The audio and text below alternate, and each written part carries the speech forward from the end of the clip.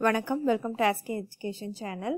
இந்த வீடியோவில் நம்ம 11ஆம் வகுப்பு கணினி பயன்பாடுகள் புத்தகத்தில் இருக்க பாடம் 6 சொற்செயலி இருக்கு இல்லையா? ஸோ அதனுடைய மதிப்பாவின் கீழே கொடுத்துருக்க அனைத்து பகுதிகளுக்கான வினாவிடைகள் ஆன்சர்ஸ் எல்லாத்தையுமே நம்ம பார்க்க போகிறோம்.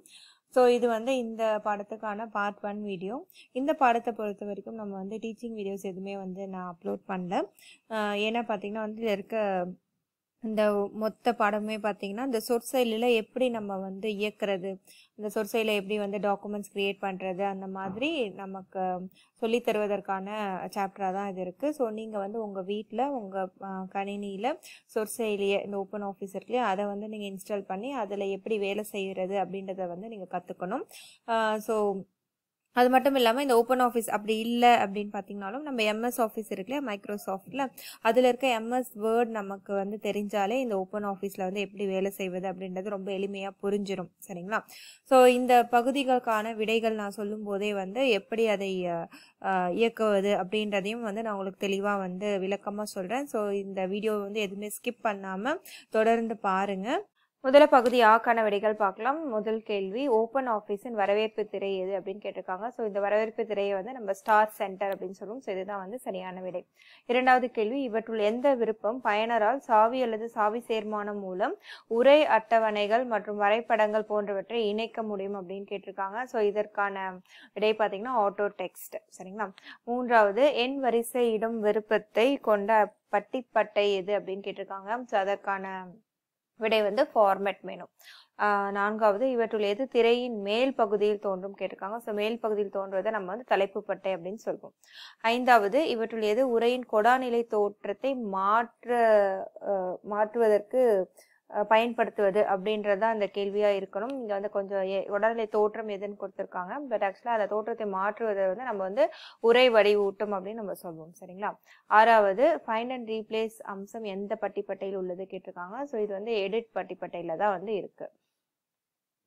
ஏழாவது, ஆவணத்தில் உள்ள தேடப்படும் வார்த்தை தோன்றும் எல்லா இடங்களையும் தேர்வு செய்யும் பொத்தான் எதுன்னு கேட்டிருக்காங்க. ஸோ ஃபைண்ட் ஆல் அப்படின்றத எல்லா இடங்களையும் தேர்வு செய்வதற்கு பயன்படுத்தப்படும் பொத்தான். எட்டாவது, ஆவணத்தின் தொடக்கத்திற்கு செல்ல குறுக்கு வழி சாவி எது கேட்டிருக்காங்க. ஸோ குறுக்கு வழி சாவி பார்த்தீங்கன்னா Ctrl+O கொடுத்தீங்கன்னா அந்த டாக்குமெண்டோட தொடக்கத்துக்கு போயிடும். ஓகேவா? ஒன்பதாவது, ஒரு ஆவணத்தில் தேடல் மற்றும் மாற்றி அமைத்தலுக்கான குறுக்கு வழி சாவி எதுன்னு கேட்டிருக்காங்க. ஸோ இது தேடல் மற்றும் மாற்றி அமைப்பதற்கான குறுக்கு வழி சாவி Ctrl+F தான். F1 கிடையாதுங்க, Ctrl+F தான் அது. ஸோ இதுதான் சரியான விடை. பத்தாவது, ஏற்கனவே செய்த செயலை தவிர்க்க உதவும் குறுக்கு வழி சாவி சேர்மானம் எதுன்னு கேட்டிருக்காங்க. ஸோ Ctrl+Z இருக்குல்ல, ஸோ இதுதான் இந்த இது பயன்படுத்தா நம்ம முந்தைய செயலை தவிர்க்கிறதுக்கு இதை நம்ம பயன்படுத்தலாம். அடுத்தது இரண்டாவது பகுதி பார்க்கலாம். பகுதி ஆக்கான விடைகள் சிறுவினாக்கள். முதல் கேள்வி, உங்கள் ஆவணத்தில் படங்களை எவ்வாறு சேர்ப்பாய் அப்படின்னு கேட்டிருக்காங்க. ஸோ இந்த வினாக்களுக்கான அனைத்து விடைகளையும் நான் உங்க புத்தகத்திலேயே நான் காட்டுறேன். ஏன்னா பக்கத்துலேயே படம்லாம் இருக்கு, அதை தெளிவா விளக்குறதுக்கு எனக்கு புத்தகத்துல சொல்லும்போது ஈஸியா இருக்கும். ஸோ நீங்களும் அப்படியே குறிச்சுக்கோங்க உங்க புத்தகத்துல. சரிங்களா? ஸோ ஓப்பன் ஆஃபீஸ் ரைட்டரில் படங்களை சேர்க்க மற்றும் பதிப்பிக்க மிகவும் திறன்மிக்க பல எளிமையான வழிகள் உள்ளது. ஸோ அதில் பார்த்தீங்கன்னா இந்த ரைட்டரில் உள்ள அந்த படத்தொகுப்பிலிருந்து நமக்கு தேவையான படத்தை எடுத்து நம்ம ஆவணத்தில் சேர்க்கலாம் அப்படின்னு சொல்லியிருக்காங்க. ஸோ இதுக்கான வழிமுறைகள் என்ன அப்படின்னு பார்த்தீங்கன்னா இதுதான். ஸோ இது இந்த ஆர்டர்லேயே தான் நீங்கள் எழுதணும், ஸ்டெப் பை ஸ்டெப் ப்ரொசீஜர் அப்படியே எழுதணும். சரிங்களா? ஸோ எந்த இடத்துல நம்ம படத்தை சேர்க்கணும், முதல்ல அந்த இடத்துல அந்த செருகும் புள்ளியை கொண்டு செல்லணும். அதன் பிறகு இந்த இன்சர்ட் மெனுவில் இருக்க அந்த பிக்சர் அண்ட் பிக்சர்லேருந்து ஃப்ரம் ஃபைல் அப்படின்ற கட்டளையை நம்ம தேர்வு செய்யணும். ஸோ அப்படி தேர்வு செய்யும் போது இன்சர்ட் பிக்சர் உரையாடல் பெட்டி அப்படின்றது தோன்றும். அந்த பிக்சர் கேலரியில அந்த பெட்டியானது தோன்றும். அதுல நமக்கு தேவையான படத்தை தேர்வு செய்யலாம். ஸோ இது அந்த பிக்சர் கேலரியில இருக்க படத்தை இன்சர்ட் பண்றதுக்கு நம்ம இதை பயன்படுத்தலாம். அந்த தேவையான படம் அந்த பிக்சர் கேலரியில இல்லை அப்படின்னா நம்ம என்ன பண்ணோம்னா அந்த கோப்புரையில எந்த கோப்புரையில இருக்கோ அந்த கோப்புரைக்கு நம்ம போகணும். அந்த ஓப்பன் பொத்தானை கொண்டு அந்த கோப்புரையில இருக்க படத்தை நம்ம முதல்ல தேர்வு செய்யணும். அதன் பிறகு தேர்வு செய்யப்பட்ட படமானது ஆவணத்தில் சேர்க்கப்பட்டிருக்கும் சொல்றாங்க. ஸோ பிக்சர் கேலரியில இல்லைன்னா நம்ம எந்த கோப்புல இருக்கோ அந்த கோப்புக்கு அந்த நம்ம அந்த தேவையான படத்தை தேர்வு செய்வதற்காக நம்ம வந்து கிளிக் பண்ணி ப்ரௌஸ் பண்ணி போகணும் சரிங்களா.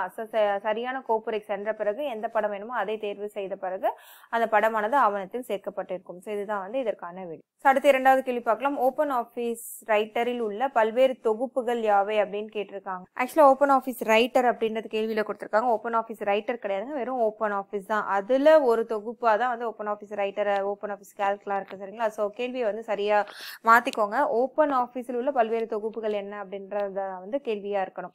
ஸோ ஓப்பன் ஆஃபீஸ்ல பார்த்தீங்கன்னா கீழே கொடுக்கப்பட்டுள்ள இந்த தொகுப்புகள்லாம் இருக்கு, மென்பொருள் தொகுப்புகள். முதல் பார்த்தீங்கன்னா ஓப்பன் ஆஃபீஸ் ரைட்டர். ஸோ அதை பற்றி தான் நம்ம இப்போ படிச்சுட்டு இருக்கோம். ஸோ இதை பார்த்தீங்கன்னா வந்து உரை ஆவணங்களை வந்து இதை உருவாக்குறதுக்கு இதை பயன்படுத்துவோம். அடுத்தது பார்த்தீங்கன்னா ஓப்பன் ஆஃபீஸ் கால்க். இது வந்து நம்ம எக்ஸல் மாதிரி MS எக்ஸல் இருக்கு அந்த மாதிரி பயன்படுத்துவதற்கு, அந்த ஸ்ப்ரெட்ஷீட்ஸ் யூஸ் பண்ணி நம்ம பண்றதுக்கு இந்த ஓப்பன் ஆஃபீஸ் கால்க் அப்படின்றத வந்து நம்ம பயன்படுத்துவோம். அந்த அட்டவணை தாள்கள் வந்து அதுல இருக்கும் சரிங்களா. அடுத்தது ஓப்பன் ஆஃபீஸ் பேஸ் அப்படின்றது பாத்தீங்கன்னா தரவுத்தளங்கள் இருக்கு இல்லையா, அந்த நம்ம MS ஆக்சஸ்ன்னு சொல்லுவோம். இதுல வந்து பாத்தீங்கன்னா ஓப்பன் ஆஃபீஸ் பேஸ் அப்படின்றது இருக்கு. அதை உருவாக்குவதற்கு இதை பயன்படுத்துவோம், தரவுத்தளங்களை உருவாக்க இதை பயன்படுத்துவோம். அடுத்தது ஓப்பன் ஆஃபீஸ் இம்ப்ரெஸ்ன்னு இருக்கு. இப்ப நம்ம வந்து நிகழ்த்துதலை உருவாக்க அந்த பவர் பாயிண்ட் நம்ம பிரசன்டேஷன்லாம் பண்றதுக்கு நம்ம MS பவர் பாயிண்ட் யூஸ் பண்ணுவோம் இல்லையா, அதற்கு பதிலா இதுல பாத்தீங்கன்னா ஓப்பன் ஆஃபீஸ் இம்ப்ரெஸ் அப்படின்றது இருக்கு. அதே மாதிரி இன்னும் 2 இருக்கு. அது பாத்தீங்கன்னா வந்து ஓப்பன் ஆஃபீஸ் டிரா அப்படின்றது இருக்கு. இப்போ நம்ம பெயிண்ட் MS பெயிண்ட் இருக்குல்ல, அதே மாதிரி இப்போ இது வந்து வரையறதுக்கு பயன்படும் மென்பொருள் வந்து இது. அடுத்தது ஓப்பன் ஆஃபீஸ் ஃபார்முலா அப்படின்னு இருக்கு. இது வந்து வாய்ப்பாடுகள் மற்றும் சமன்பாடுகளை வந்து உருவாக்குவதற்கு இந்த மென்பொருள் தொகுப்பை வந்து நம்ம பயன்படுத்தலாம். ஸோ இதெல்லாம் தான் வந்து ஓப்பன் ஆஃபீஸ்ல இருக்க தொகுப்புகள் சரிங்களா. அடுத்தது மூன்றாவது கேள்வி பார்க்கலாம். ரைட்டரில் தானியங்கு உரை என்றால் என்ன அப்படின்னு கேட்டிருக்காங்க. ஸோ இந்த கேள்விக்கான பதில் பார்த்தீங்கன்னா இங்கே இருக்கு பாருங்க. ஆட்டோ டெக்ஸ்டில் வந்து சாவி மற்றும் சாவி சேர்மானத்தை பயன்படுத்தி உரை, அட்டவணை, வரைபடம் போன்றவற்றை உருவாக்கலாம். ஸோ இதுதான் வந்து நம்ம அந்த சூஸ் த பெஸ்ட் ஆன்சர் இருக்குல்ல, சரியான விடையை தேர்ந்தெடு, அதுலையுமே நம்ம பார்த்தோம். ஸோ இதில் இந்த ஆட்டோ டெக்ஸ்ட்டை பயன்படுத்தி என்ன பண்ணலான்றதுக்கு உதாரணம் கொடுத்துருக்காங்க பாருங்க. இப்போ தமிழ்நாடு அப்படின்ற வார்த்தை வந்து நமக்கு வந்து ஒரு டாக்குமெண்ட்ல வந்து நிறைய தடவை பயன்படுத்தும், ஒரு ஆவணத்தில் வந்து நிறைய தடவை டைப் பண்ணுறதுக்கு பதிலாக நம்ம என்ன பண்ணலாம்னா அதுக்கு வந்து ஒரு சாவியோ இல்லை சாவி சேர்மானத்தையோ வந்து இதற்கு கொடுத்துடலாம். இப்போ வந்து TN அப்படின்ற ஒரு 2 லெட்டர் இருக்கு இல்லையா. ஸோ இதுக்கு நம்ம F3 அப்படின்ற சாவியை வந்து நம்ம சேர்த்து விடும்போது TN அப்படின்ற நம்ம டைப் பண்ணிட்டு F3 ப்ரெஸ் பண்ணும்போது தமிழ்நாடு அப்படின்றது நமக்கு அட்டவணையில தோன்றும், ஆவணத்துல தோன்றும். ஸோ எங்கெல்லாம் வந்து நம்ம தமிழ்நாடு அப்படின்னு டைப் பண்ணணுமோ அந்த இடத்துல எல்லா இடத்துலையும் நம்ம வந்து TN மட்டும் டைப் பண்ணா போதும். ஸோ இந்த மாதிரி 10 கேரக்டர் பிரிண்ட் டைப் பண்றதுக்கு பதிலாக 2 கேரக்டர் டைப் பண்ணிட்டு F3 கொடுத்தோம்னா அந்த இடத்துல வந்து தமிழ்நாடு அப்படின்றது தானாகவே வந்துடும். ஸோ அதுதான் வந்து இங்க கொடுத்துருக்காங்க. ஸோ இதுதான் ஆட்டோ டெக்ஸ்ட் சரிங்களா. அடுத்து நான்காவது கேள்வி. அட்டவணையில் சிற்றறைகளை எவ்வாறு இணைப்பாய் அப்படின்னு கேட்டிருக்காங்க. ஸோ இதற்கான வினை இங்கே இருக்கு பாருங்க. ஒன்றுக்கும் மேற்பட்ட சிற்றறைகளின் தொகுப்பை இணைக்க. ஸோ அட்டவணையில் பார்த்தீங்கன்னா வந்து எத்தனை சிற்றறைகளை வந்து ஒன்றாக இணைக்கணுமோ அது எல்லாத்தையும் வந்து ஒன்றாக நம்ம தேர்வு செய்ய வேண்டும். அவ்வாறு தேர்வு செஞ்ச பிறகு நம்ம வலது கிளிக், நம்ம மவுஸ்ல இருக்க வலது கிளிக் வந்து நம்ம ப்ரெஸ் பண்ணும்போது என்ன ஆகும்னா அந்த அதில் வந்து செல், அதுலேருந்து மர்ஜ் இந்த கமாண்டை வந்து நம்ம தேர்வு செய்யணும். ஸோ அப்படி தேர்வு செய்யும்போது அந்த சிற்றறைகள் வந்து ஒன்றாக இணைஞ்சிரும் சரிங்களா. அப்படி இல்லைன்னா வந்து நம்ம அந்த செல்ஸ்ல வந்து நம்ம தேர்வு செஞ்ச பிறகு, அதாவது சிற்றர்களை தேர்வு செஞ்ச பிறகு நம்ம அந்த பட்டியில் இருக்குல்ல அந்த டேபிள் இருக்கும், அதுல இருந்து மெர்ஜ் செல்ஸ் அப்படின்ற கமாண்ட் அந்த கட்டளையை நம்ம தேர்ந்தெடுக்கும் போதும் வந்து அந்த சிற்றறைகள் வந்து இணைஞ்சிரும். ஓகேவா. ஸோ இதுதான் வந்து இதற்கான விடை. அடுத்து ஐந்தாவது கேள்வி பார்க்கலாம். தனியுரிமம் பெற்ற மென்பொருள் மற்றும் திறந்த மூல மென்பொருள் பற்றிய வேறுபாடுகளை எழுதுக அப்படின்னு கேட்டிருக்கேன். ஸோ தனி உரிமை மற்றும் திறந்த மூல மென்பொருளுக்கான அந்த அட்டவணை கொடுத்துருக்காங்க பாருங்களா. இதை வந்து நம்ம எழுதலாம், பட் ஆனால் இதற்குள்ள வேறுபாடு என்ன அப்படின்னு பார்த்தீங்கன்னா இந்த தனியுரிமை ஆதார சொற்செயல்கள் பார்த்தீங்கன்னா வந்து ஏதோ ஒரு மென்பொருள் கம்பெனி தான் வந்து அது உருவாக்கி இருக்கும். ஸோ அது வந்து உருவாக்கியவர் வந்து ஒரு கம்பெனியாக இருக்கும். ஸோ நம்ம வந்து இதை இயக்குவதற்கு, நம்மளோட கணினியில போட்டு இயக்குவதற்கு நம்ம இவங்க கிட்ட இருந்து அதை வாங்கி தான் வந்து நம்ம வந்து இயக்க முடியும். ஆனா இந்த திறந்த மூல சொற்செயலிகள் பார்த்தீங்கன்னா வந்து இணையத்துல வந்து ஃப்ரீயாவே நமக்கு கிடைக்கும், இலவசமாக நமக்கு கிடைக்கும். ஸோ அதனால நம்ம வந்து அதை எளிதாக வந்து அதை டவுன்லோட் பண்ணி நம்மளால வந்து பயன்படுத்த முடியும். சில திறந்த மூல சொற்செயலிகளுக்கு சில எடுத்துக்காட்டுகள் இருக்கு. இதுல நம்ம வந்து இப்போ இந்த ஓப்பன் ஆஃபீஸ் ரைட்டர் அப்படின்றத பயன்படுத்துவோம். ஸோ இந்த இரண்டுத்துக்கான வேறுபாடு வந்து நம்ம ஏற்கனவே வந்து முந்தின பாடத்துல வந்து படித்தோம். ஸோ அதை கொண்டு வந்து நீங்க இதற்கான விடையை வந்து சரியாக எழுதிக்கலாம் சரிங்களா. அடுத்து பகுதி ஈக்கான விடைகள் பார்க்கலாம். முதல் கேள்வி, நகர்த்தல் மற்றும் நகலெடுத்தல் பற்றிய வேறுபாடுகளை எழுதுக அப்படின்னு கேட்டிருக்காங்க. ஸோ ஒரு உரையை வந்து ஒரு இடத்துல இருந்து இன்னொரு இடத்துல நகர்த்துவதற்கு நமக்கு எந்த மாதிரி படிநிலைகளை வந்து ஃபாலோ பண்ணணும் அப்படின்றது தான் இங்கே இருக்குது. ஸோ முதல்ல வந்து நகர்த்த வேண்டிய உரையை வந்து நம்ம தேர்வு செய்யணும். அதுக்கப்புறம் Ctrl+X அல்லது எடிட்டில் போய் கட் அப்படி இல்லைன்னா இந்த கட் பணிக்குறி இந்த மூணுத்துல ஏதாவது ஒன்று தேர்வு செய்து அதை வந்து பயன்படுத்த வேண்டும். அவ்வாறு பயன்படுத்தும் போது மூல இடத்திலிருந்து அந்த உரையானது நீக்கப்பட்டு கிளிப் போர்டில் வந்து சேர்க்கப்படும். சரிங்களா? அந்த பிடிப்பலகை சொல்கிறாங்களே அதில் வந்து சேர்க்கப்படும். அதன் பிறகு நம்ம எந்த இடத்துல அந்த உரையை வந்து வைக்க வேண்டுமோ அந்த புதிய இடத்திற்கு வந்து நம்ம நகர்த்த வேண்டும். ஸோ நகர்த்துவதற்கு அந்த இடத்திற்கு முதல்ல செல்ல வேண்டும். ஸோ செருகும் புள்ளியை வந்து கொண்டு சென்று அந்த இடத்துல வச்ச பிறகு Ctrl+V அல்லது பேஸ்ட் பணிக்குறி, அதாவது இந்த பணிக்குறி, சரிங்களா, அல்லது எடிட் பிளஸ் பேஸ்ட், இது மூன்றுத்துல ஏதாவது ஒன்றை வந்து நம்ம பயன்படுத்தலாம். ஸோ அப்பொழுது வந்து நம்ம தேர்வு செய்யப்பட்ட உரை, அதாவது ஒரு இடத்துல இருந்து நம்ம நகர்த்தி கொண்டு வந்தோம் இல்லையா, அந்த உரை வந்து அந்த பிடிப்பலகையிலிருந்து நம்ம குறிப்பிட்ட அந்த இடத்துல வந்து நகர்த்தப்படும். ஸோ இதுதான் வந்து நகர்த்துவதற்கான வழிமுறைகள். அடுத்தது பார்த்தீங்கன்னா உரையை நகல் எடுக்க. ஒரு உரையை வந்து ஒரு இடத்துல இருந்து வேறொரு இடத்துக்கு நகல் எடுத்து கொண்டு சென்று அதை வந்து வைப்பதற்கு நம்ம வந்து இந்த கீழே கொடுத்துருக்க பண்ணணும். ஸோ முதல் இது பார்த்தீங்கன்னா வந்து நகல் எடுக்க தேவையான உரையை வந்து முதல்ல தேர்வு செஞ்ச பிறகு நம்ம அடுத்ததாக பார்த்தீங்கன்னா Ctrl+C அல்லது எடிட்டில் போய் காப்பி அல்லது இந்த காப்பி பணிக்குறி, இது மூணுத்துல ஏதாவது ஒன்றை தேர்வு செஞ்சு அந்த மாதிரி கிளிக் செய்யலாம். ஸோ அதை கிளிக் செஞ்ச பிறகு அந்த மாதிரி இந்த மூணுத்துல ஏதாவது ஒன்று பயன்படுத்தின பிறகு என்ன ஆகும்னா நம்ம நகல் எடுக்க பயன்பட்ட அந்த உரையானது பிடிப்பலகையில் சேர்க்கப்படும். பிறகு எங்க அதை வந்து நகல் எடுத்து வைக்க வேண்டுமோ அந்த இடத்திற்கு கொண்டு சென்று அங்க வந்து செருகும் பிள்ளையை வந்து வைக்க வேண்டும். ஸோ வச்ச பிறகு நம்ம Ctrl+V அல்லது பேஸ்ட் பணிக்குறி அல்லது எடிட் பேஸ்ட், இது மூணுத்துல ஏதாவது ஒன்று பயன்படுத்தி நம்ம இயக்கணும். ஸோ அப்படி இயக்கும் போது என்ன, தேர்வு செய்யப்பட்ட உரையானது இப்பொழுது வேண்டிய இடத்துல வந்து நகல் எடுக்கப்பட்டிருக்கும். சரிங்களா? ஸோ இதுதான் வந்து இரண்டுத்திற்குமான வேறுபாடு. அதாவது உரையை நகர்த்தும் போது ஒரு இடத்துல இருந்து முழுமையாக அது நீக்கப்பட்டு மற்றொரு இடத்துல வந்து வைக்கப்படும். உரையை நகல் எடுக்கும் போது அதனுடைய நகலானது வந்து மற்றொரு இடத்துல வைக்கப்படும். ஸோ இரண்டு இடத்துலையுமே பார்த்தீங்கன்னா அந்த உரையானது இருக்கும். ஸோ அடுத்து இரண்டாவது கேள்வி பார்க்கலாம். பக்க அமைவுகள் எத்தனை வகைப்படும் அப்படின்னு கேட்டிருக்காங்க. பக்க அமைவு என்பது வந்து ஆங்கிலத்தில் வந்து பேஜ் ஓரியன்டேஷன் அப்படின்னு சொல்லுவோம். ஸோ இது பார்த்தீங்கன்னா வந்து ரெண்டு வகைப்படும். ஸோ ஃபர்ஸ்ட் வந்து இந்த அமைவு அப்படின்னா என்னன்னா, இந்த ஆவணம் வந்து எந்த மாதிரியாக தோன்றணும், அதாவது திரையிலும் சரி இல்லை அச்சிடப்படும் போதும் எந்த மாதிரியாக தோன்ற வேண்டும் என்பதை வந்து குறிப்பது தான் வந்து இந்த பக்க அமைவு.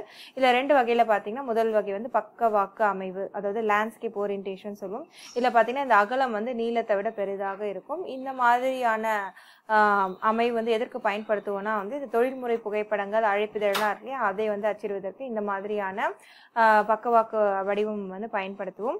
இந்த அடுத்தது பார்த்தீங்கன்னா நீளவாக்கு வடிவம், இது வந்து கொடாநிலையாக இருப்பது வந்து இந்த மாதிரி வடிவம் தான். டிஃபால்ட் பேஜ் ஓரியன்டேஷன் வந்து இதுதான் அப்படின்னு சொல்லுவோம். இதுல வந்து இந்த நீளம் வந்து அது அகலத்தை விட பெரிதாக இருக்கும். சரிங்களா? இந்த நார்மலா நம்ம புத்தகம் மற்றும் செய்தித்தாள்லாம் பார்த்தீங்கன்னா பொதுவாக இந்த வடிவத்துல தான் வந்து நம்ம அச்சிடுவோம். மூன்றாவது கேள்வி, அட்டவணையில் வரிசைகள் மற்றும் நெடுவரிசைகளை எவ்வாறு சேர்க்கலாம் அப்படின்னு கேட்டிருக்காங்க. ஸோ ஒரு அட்டவணையில் வரிசை மற்றும் நெடுவரிசை சேர்ப்பதற்கான படிநிலைகள் கொடுத்துருக்காங்க. ஸோ அந்த அட்டவணையில் எந்த இடத்துல வந்து நம்ம வந்து வரிசை மற்றும் நெடுவரிசை புதிதாக சேர்க்க வேண்டுமோ அந்த இடத்துல போயிட்டு நம்ம வலது கிளிக் செய்ய வேண்டும். வலது கிளிக் செஞ்ச பிறகு வரிசையை உருவாக்கணும்னா வந்து ரோவில் போய் இன்சர்ட் அப்படின்றத கிளிக் பண்ணணும். நெடுவரிசையை உருவாக்க வேணும்னா காலம் போய் இன்சர்ட் வந்து நம்ம கிளிக் செய்யணும். இது ரெண்டுத்துல எது வேணுமோ அதுக்கேற்ற மாதிரி நம்ம கிளிக் செய்யும்போது என்ன ஆகுனா ஒரு உரையாடல் பெட்டியானது தோன்றும். ஸோ அந்த உரையாடல் பெட்டியில வந்து நம்ம பயனருக்கு தேவையான எண்ணிக்கையை வந்து கொடுக்கலாம். ஸோ இது பார்த்தீங்கன்னா வந்து இன்சர்ட் ரோஸ், அதாவது வரிசையை உருவாக்குவதற்காக இன்சர்ட்ல போய் ரோஸ் அப்படின்றத பயனர் கிளிக் பண்ணும்போது இந்த மாதிரி ஒரு பெட்டி தோன்றும், உரையாடல் பெட்டி, இன்சர்ட் உரையாடல் பெட்டி. இதுல வந்து நம்பர் எத்தனை எண்ணிக்கை வேணுமோ அதை வந்து நமக்கு கொடுக்கலாம். அதே மாதிரி நம்ம புதிதாக சேர்க்க வேண்டிய அந்த வரிசையானது இப்போ தேர்வு செய்யப்பட்ட வரிசைக்கு முன்னாகவோ இல்லது பின்னாடியோ எந்த இடத்துல வேணுமோ எப்படி வேண்டும் என்பதை வந்து நம்மளால வந்து தேர்வு செய்ய முடியும். அதற்கு தான் வந்து இந்த பொசிஷன் அப்படின்றது இருக்கு. ஸோ முன்னாடி வேணும்னா பிஃபோர் அப்படின்றத கொடுக்கணும், அல்லது நம்ம கொடுத்திருக்க தேர்வு செய்யப்பட்ட வரிசைக்கு பின்னாடி தான் அது தோன்ற வேண்டும் என்றால் ஆஃப்டர்ல இருக்கலாம். சரிங்களா? இது ரெண்டும் வந்து நம்ம கொடுத்த பிறகு ஓகே அப்படி பொத்தானே கிளிக் செய்யும்போது என்ன ஆகும்னா இந்த வரிசையோ இல்லை நெடுவரிசையோ வந்து அட்டவணையில வந்து தோன்றி இருக்கும். ஸோ இந்த குறுவினாக்களுக்கான விடை 4, 5 மற்றும் இந்த நெடுவினாக்களுக்கான விடைகளை வந்து நம்ம அடுத்த வீடியோவில் வந்து தெளிவாக பார்க்கலாம். ஸோ இது வரைக்கும் ஆஸ்கி எஜுகேஷன் சேனல் சப்ஸ்கிரைப் பண்ணாதவங்க மறக்காமல் இந்த சேனலுக்கு சப்ஸ்கிரைப் பண்ணிட்டு உங்கள் ஃப்ரெண்ட்ஸ் கூடயும் ஷேர் பண்ணுங்கள். தேங்க்யூ ஃபார் வாட்சிங் திஸ் வீடியோ.